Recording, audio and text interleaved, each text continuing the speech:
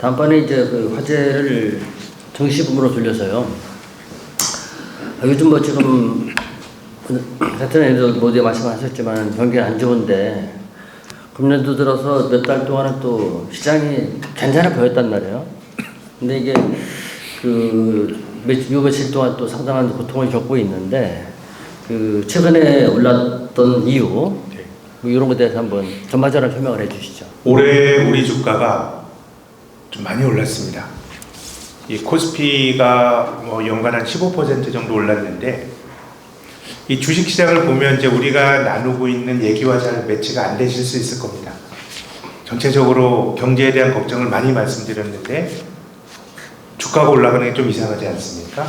우리가 지금 뭐 신문을 들춰봐도 뭐 수출 안 된다, 또 미중 간의 갈등에서 치여서 여러 가지 위험이 있다, 뭐 여러 가지 나쁜 뉴스들만 이제 주가는 올라가고 있거든요. 이게 참 아이러니한 일입니다. 근데 제가 앞서서 우리나라에서 올해 예상이 되는 GDP 성장률이 역대 5번째로 낮은 굉장히 안 좋은 경제 성장을 할 것 같다는 말씀을 드렸는데, 그러면 지금보다 성장률이 낮았던 과거 4번의 주식시장의 성과가 어땠는지가 이 그림에 그려져 있습니다. 제가 최초로 경제가 역성장을 했던 때가 2차 오일 슈퍼가 있었던 1980년이라고 말씀드렸는데요. 이때 주가가 어땠을까요? 7% 올랐습니다. 조금 이상하죠? 또 IMF 외환위기 때는 우리나라 GDP 성장률이 역대 가장 낮은 마이너스 5% 성장을 했거든요. 98년도에. 근데 이때 주가 지수는 49% 올랐습니다. 대박이죠. 경기가 최악일 때 주가가 올랐습니다. 그리고 글로벌 금융위기 직후였던 성장률이 역대 3번째로 낮았던 2009년에는 코스피가 50%나 올랐습니다. 좀 이상합니다. 그리고 코로나 때 마이너스 성장을 했던 2020년에도 31% 주가가 올랐습니다. 참 신기하네요. 어떻게 보면 경기가 엄청나게 나쁜 게 주식시장의 호재다, 이렇게 말씀하시면 안 됩니다. 경기가 나쁜 건 주식의 호재가 아닌데 80년 직전에 보시면 79년의 주가가 꽤 많이 떨어졌습니다. 그리고 98년도 외환위기 직전인 97년도는 뭐 주식한 사람이 쪽박을 찼죠. 50% 가까이 떨어졌고요. 2009년도 급등하기 전에는 주가가 이때도 한 40% 가까이 떨어졌습니다. 그리고 코로나 팬데믹 직전에 뭐 주식이 많이 안 떨어졌는데, 여기 이제 이 그림들이 보여주는 건 뭐냐면, 제가 앞서서 지나간 작년의 경제 성장률을 말씀드린 건 아니고 확정치가 아니고 틀릴 수도 있지만 올해 성장률 전망치가 어떻게 바뀌는지 보여드렸거든요. 투자자들의 관심은 미래입니다. 그래서 이제 주식 투자할 때 주가는 경제를 선행적으로 반영한다, 이런 얘기도 하는데요. 그러니까 경기가 역대급으로 안 좋을 때는 그 직전에 주가가 많이 떨어진 겁니다. 그리고 코로나 직전에 주가가 많이 안 떨어지는 뭔가요? 우리가 예상할 수가 없는 거잖아요. 코로나가 2020년에 올지 2019년에 우리가 예상을 못했으니까 그때 주식은 무던하게 움직였던 거고, 경기가 나쁘다라고 하는 거는 이미 주가가 선반영을 하는 측면이 있습니다. 그래서 작년에 우리 주가가 꽤 많이 떨어졌죠. 코스피가 25% 떨어졌거든요. 그럼 작년의 주가 하락은 역대 몇 번째 같으십니까? 역대 4번째. 그러니까 우리가 주식 투자하면서 뭐 주가가 떨어질 때 늘 주식 가지신 분들이 고통스러운데, 작년은 진짜 역대 4번째로 종합주가지수가 많이 떨어졌으니까 굉장히 고통스러운 해였습니다. 그럼 작년에 경제가 나빴냐? 아니죠. 작년 우리나라 경제가 2.6% 성장했으니까 괜찮게 성장한 거거든요. 그러니까 주식시장은 올해 어지간히 나쁠 거다라고 하는 것도 이미 작년에 반영을 많이 한 것 같습니다. 그래서 저는 올해 주식시장은 연간 전체적으로 보더라도 작년보다는 조금 낫지 않겠는가라는 기대를 갖고 있습니다. 그러니까 올해 우리가 이런저런 말씀들을 드리고 있는데, 나쁘다라고 하는 건 작년에 주가가 급락하는 과정에서 상당히 많이 투영되어 있는 게 아닌가 싶습니다. 그래서 이제 주가와 경기는 우리는 늘 주식은 미래를 본다. 그러니까 지금은 경기가 너무너무 안 좋아요. 그럼 앞으로 세상도 나쁘게 보이거든요. 근데 그때 주가가 만약에 많이 싸져 있다 그러면 투자자의 눈으로는 야, 지금 정도 나쁜 거는 주가가 이미 반영하고 있구나라고 생각하시는 게 맞습니다. 예. 좀 말씀을 쭉 들어보게 되면은 올해 오른 것도 있지만 작년도에 네. 전반적으로 많이 떨어진 것에 반사적인 그런 측면 해석도 되는데 또 하나 저 질문을 드리고 싶은 게 금년도 들어서 코스닥 같은 경우도 많이 오른 것 같은데 전반적으로 다 오른 건 또 아니란 말이에요. 네. 이게 몇몇 그 2차 전지라든지 또는 항공우주 또 로버트 이쪽으로도 많이 올랐지 다른 거 장기적으로 가지고 계신 분들은 또 그 남 얘기처럼 들리고 하는데 이게 주식시장이 좀 뭐 꿈을 먹는 시장이라고 하는데 선생님이 보셨을 때에 앞으로 그 성장 종목에 대한 주식 전망이랄까 이런 어떤 시각을 가지고 계신지요? 뭐 올해 2차 전지 관련 주식이 많이 올랐습니다. 근데 이런 일은 저는 늘 있는 일이라고 생각합니다. 그러니까 투자자에게 있어서 미래의 성장 산업이라고 하는 건 아주 매혹적인 개념이거든요. 지금 이제 투자자들에게 어필하고 있는 거는 2차 전지라고 하는 비즈니스고요. 한 4, 5년 전에는 바이오가 그랬습니다. 바이오가 그랬고요. 한 7, 8년 전에는 화장품이 그랬습니다.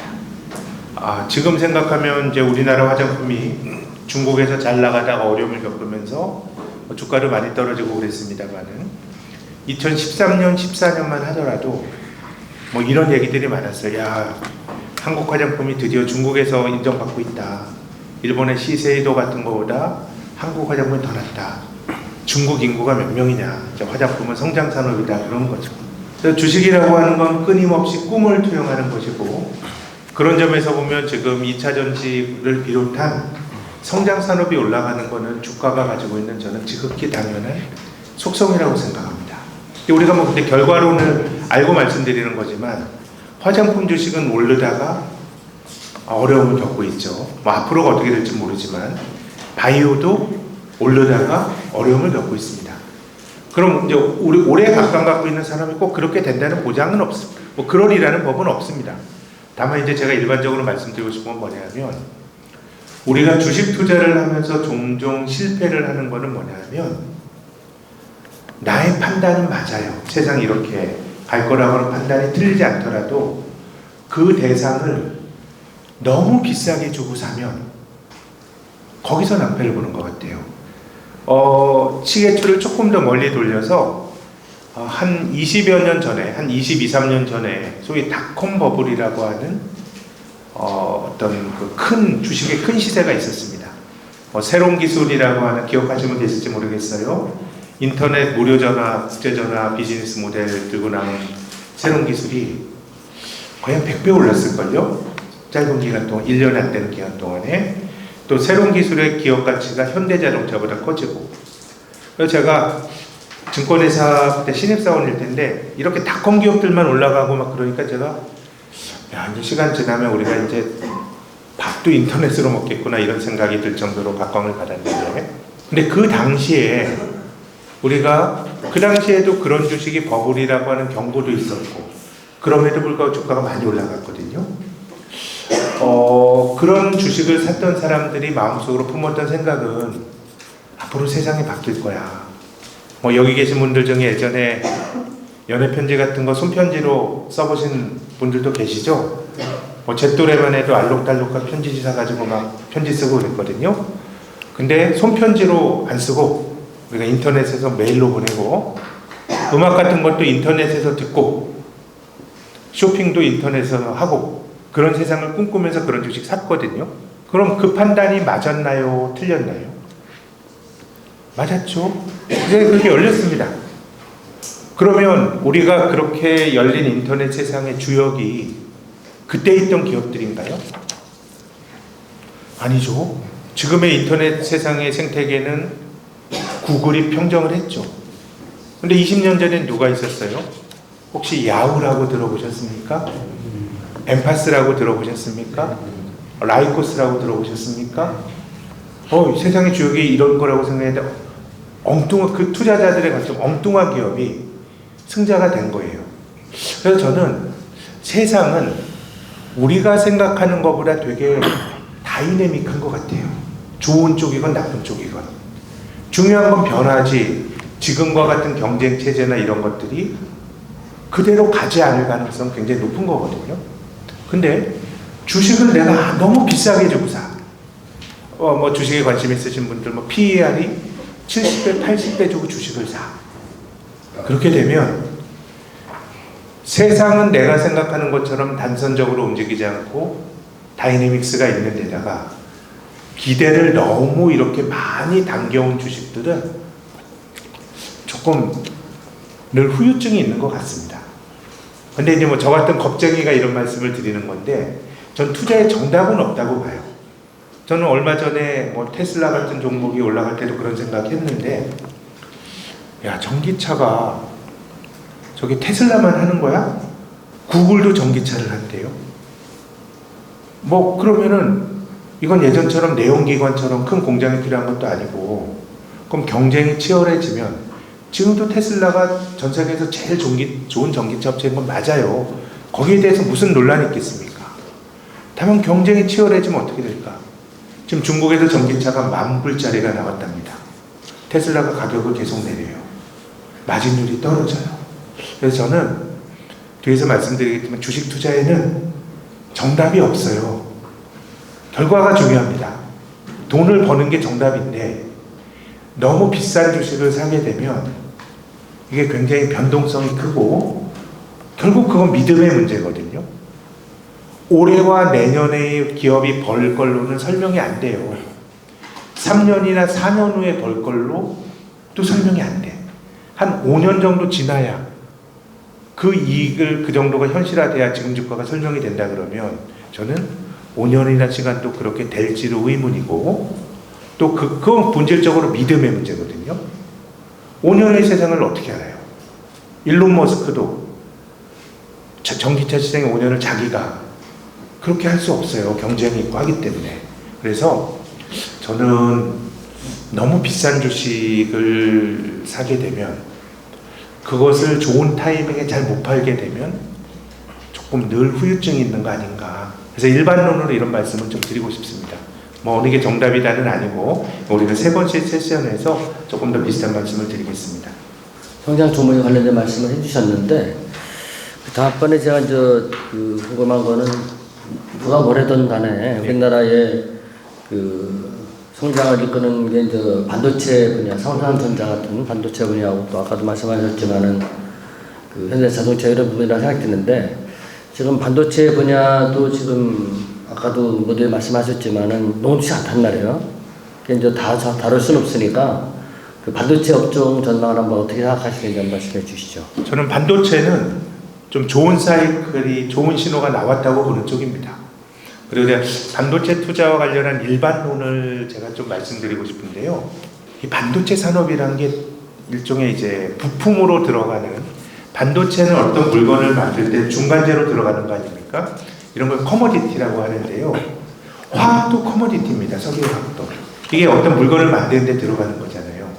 이 커머디티는 수요와 공급의 미묘한 변화에 따라서 기업 이익이 팍팍 바뀝니다. 수요보다 공급이 조금만 많아도 기업 이익이 엄청나게 망가지고요. 공급보다 수요가 조금만 많아도 돈을 많이 법니다. 이제 이런 속성이 있는데, 근데 반도체는 수요와 공급 중에서 공급이 중요합니다.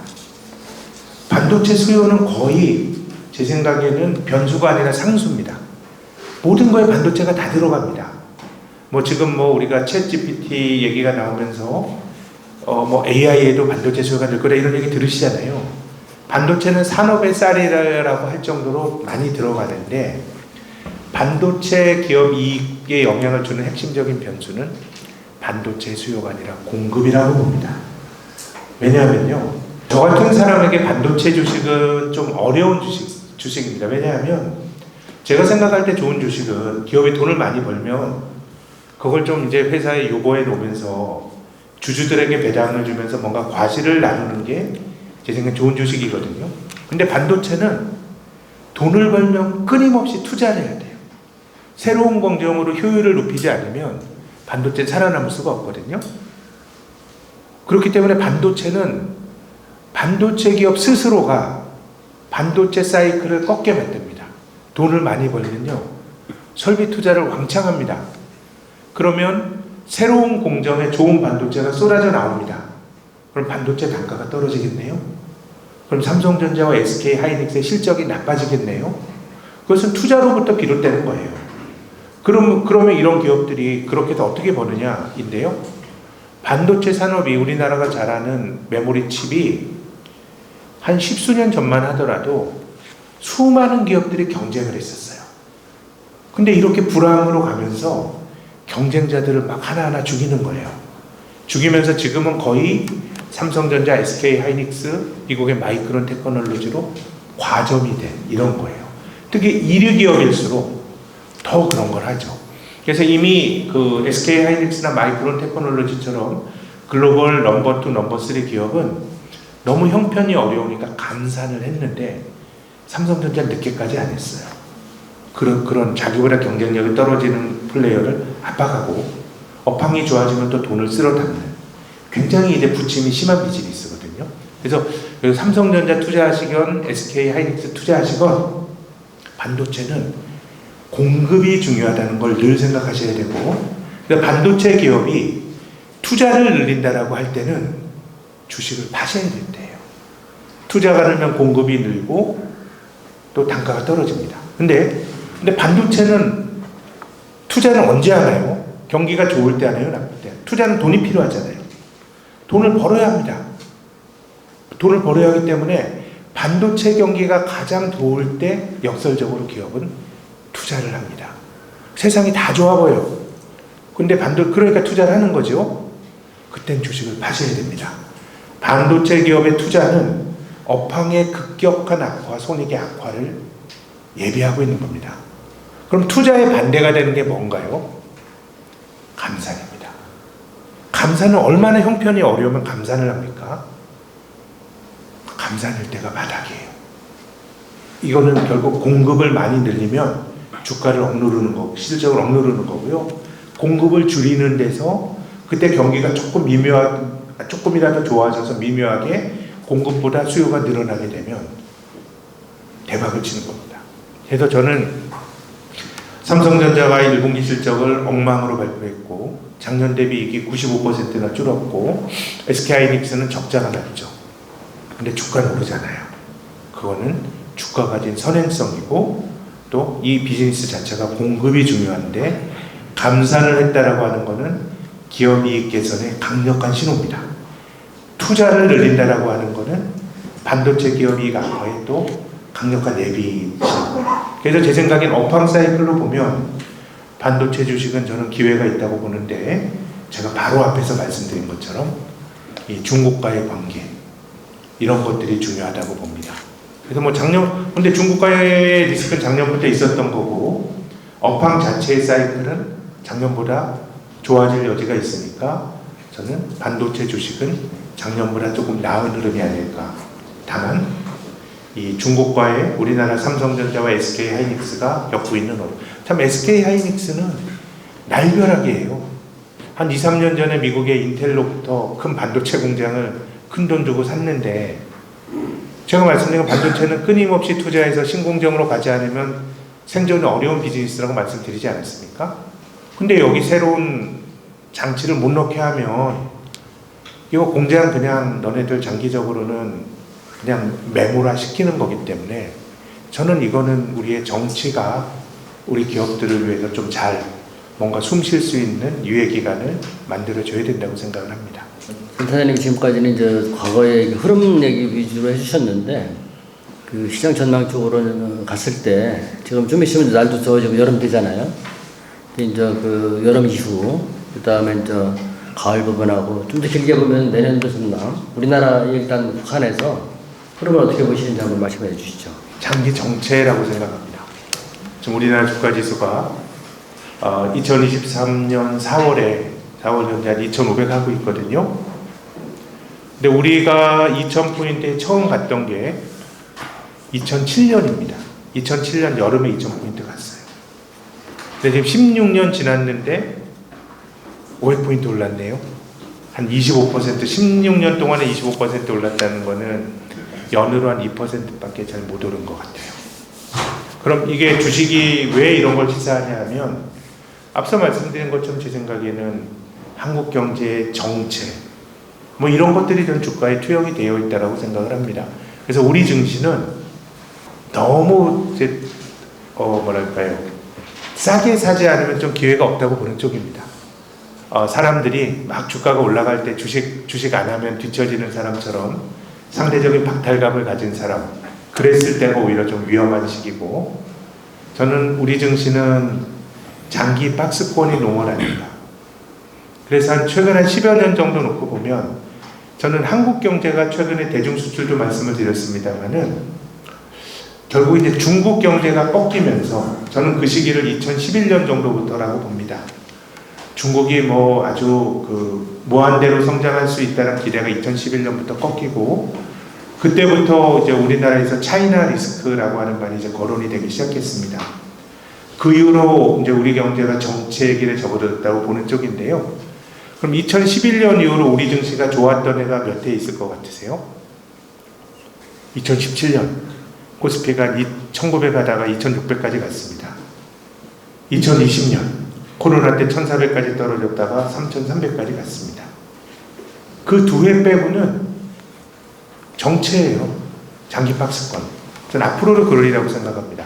다만 우리 증시는 위쪽으로도 뭔가 막혀있고 아래쪽도 조금 막혀있는 것 같아요. 예전보다 주가가 빠질 때 덜 빠집니다. 예전에 우리나라 코스피가 한 번 삐끗하면 50%씩 소위 반토막이 났거든요. 1000할 때 500 갖고 2000할 때 막 900까지 떨어져 그랬는데, 지금 그렇게 안 떨어진 이유가 앞서 말씀드린 것처럼 예전에 주식이 이렇게 많이 떨어졌던 거는 우리나라 대기업들이 재무구조가 나빴어요. 막 중복 과잉 투자합니다. 삼성그룹 자동차 들어갔다가 굉장히 어려움을 겪었고, 막 한보철강 같은 거 막 증설을 하고 재무구조가 나빴는데, 지금은 이제 우리나라 기업들의 재무구조가 좋아진 게 저는 대기업들의 재무구조가 좀 핵심적인 요인이라고 봅니다. 과거에는 경기가 나빠지면 기업 이익이 줄어드느냐 이런 차원의 문제가 아니고, 대기업 한두 개가 뭐 망한다 막 이런 얘기가 나오고, 그 기업에 돈 빌려준 은행이 막 휘청거리고 이런 모습들이 나타났었거든요. 그런 상황이다 보니까 주식이 많이 떨어졌는데, 그래서 이제 제가 갖고 있는 그 기본적인 감과 생각은, 좀 우리나라 종합주가지수가 한 2,400포인트 정도 내외라 그러면 뭐 싸지도 비싸지도 않은 제가 받는 수준인 것 같아요. 그래서 뭐 이런 전망은 참 부질없는 거기도 하고, 뭐 제가 많이 틀리기도 하지만, 뭐 저희 기준으로 말씀해 한 2,400에서 아래 위로 뭐 10에서 15% 정도 움직이는 정도가 주가지수의 관점에서 보면은 뭐 제가 생각하는 박스권의 범주란 말씀을 드리고 싶습니다. 그보다 조금 제가 2,400이 조금 뭐 낮아지고 이렇게 되면은 사서 기다리면 또 벌 수 있는 기회고, 여기 좀 많이 올라간다 그러면 뭐 박스권 장세 미덕은 애매하다 싶으면 기다려라 라는 거라고 생각합니다. 예. 국내 시장은 좀 그렇게 낙관적으로 말씀은 보시지 않았는데, 그러면은 미국이나 지금 중국도 좀 힘들고 유럽 같은데 미국 증시는 어떤 식으로 보시는지 한번 말씀해 주시죠. 앞서서 제가 이제 우리 증시가 장기 박스권에서 머물렀다고 말씀드렸는데, 그러다 보니까 한국인 투자가들이 뭐 해외 주식을 많이 사셨는데, 해외로 가셨는데, 해외라고 해도 미국이 압도적이죠. 소위 서학개미들이 많은데, 저는 뭐 그런 말씀을 드리고 싶습니다. 저는 뭐 분산 투자하는 거 굉장히 좋다고 생각합니다. 저는 제가 뭐 증권회사 다니니까 이런 말 한다고 생각지 마시고요. 투자라는 게 참 좋은 것 같아요. 우리가 경제가 고성장을 할 때는 돈 벌 기회가 많습니다.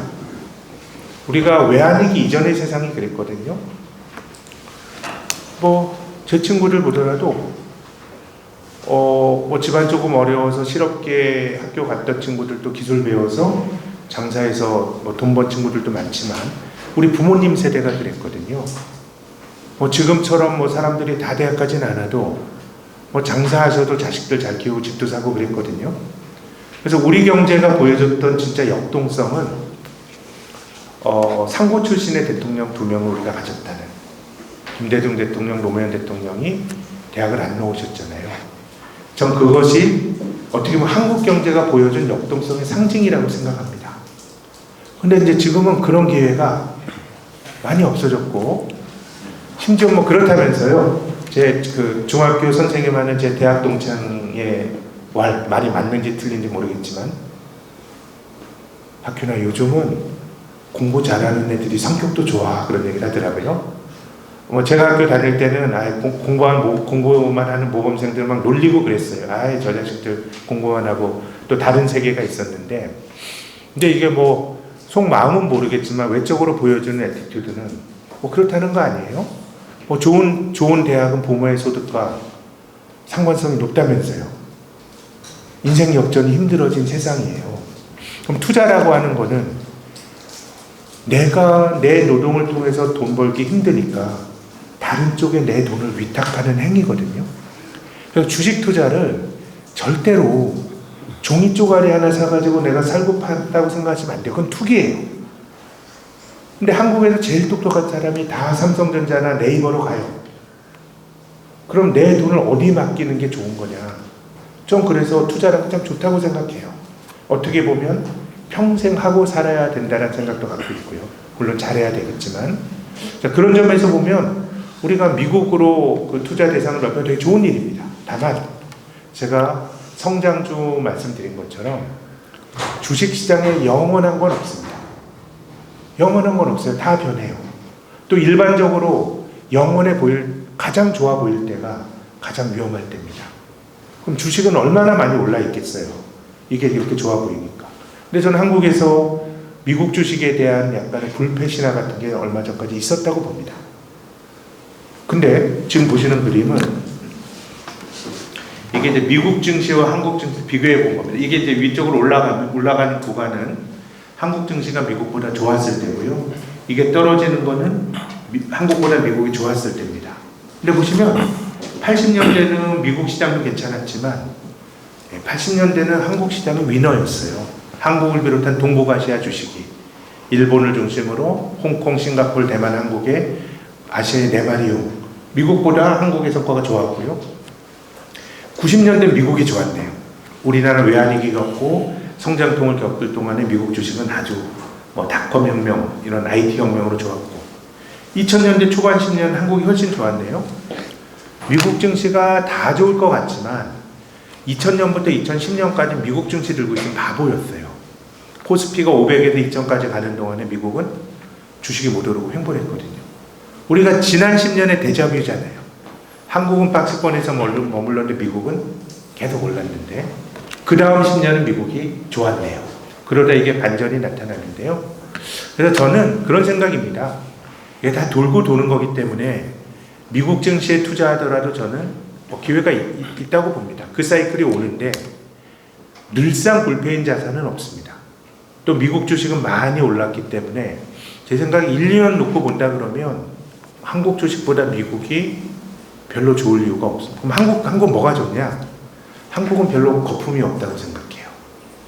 거의 뭐 2,400 이 정도만 해도 제값이니까, 제값이라고 저는 보니까 거품은 없는데 미국은 아직도 상당히 비싸다라고 생각합니다. 많이 떨어졌지만. 그래서 뭐 역시 일반론으로 영원한 건 없다. 신문 같은 데서 이게 좋다라 그럴 때 한번 그 가격을 보셨을 때 상당히 많이 올라 있다 그러면 그 자산의 성격이 미국 주식이건 뭐건 간에 한번 의심해 보시는 게 좋다라는 말씀을 꼭 드리고 싶습니다.